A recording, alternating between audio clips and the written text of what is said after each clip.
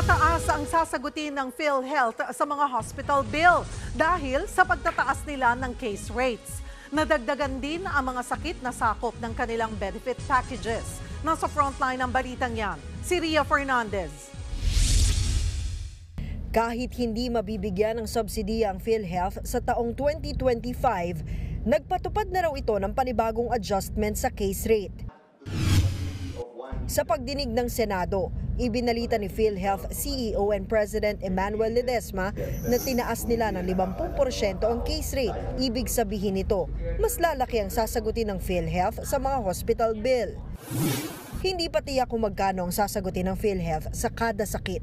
Pero sa unang increase noong Pebrero, umakyat na ang coverage rate sa ilang sakit tulad ng breast cancer na mula sa dating 100,000 pesos, ngayon ay 1.4 million pesos na. Ipinagmalaki rin ng PhilHealth ang dagdag na 12 benefit packages. Kabilang dyan ang rare diseases, post-kidney transplant care at mobility impairments. Dinipensahan naman ng PhilHealth ang pagkakaroon nila ng reserve fund na sang-ayon naman daw sa Universal Healthcare Law. Bagay na kinwestiyon ni Senator Bongo. Bakit hindi raw ito ginasta ng PhilHealth para mas maraming Pilipino ang makinabang?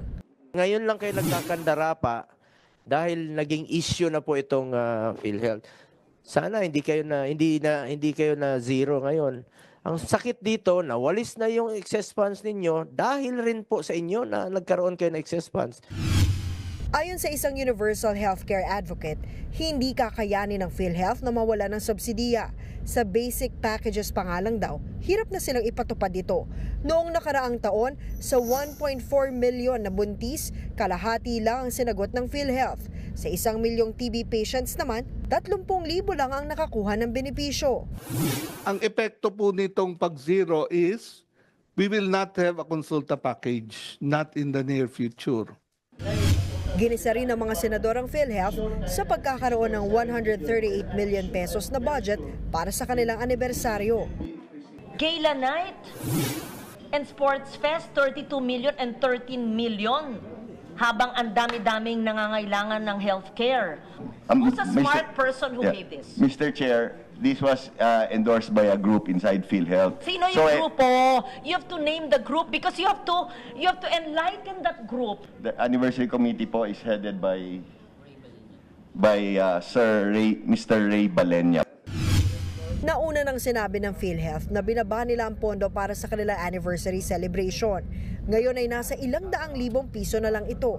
Pinagsusumiti pa rin ng komite ng paliwanag ang anniversary committee tungkol dito. Nagbabalita mula sa Frontline, Ria Fernandez, News 5. Mga kapatid, Cheryl Cosim po, huwag maging huli at maging una sa lahat sa balitaan. Para sa tuloy-tuloy na talakayan sa Frontline, mag-follow at mag-subscribe sa social media pages ng News 5.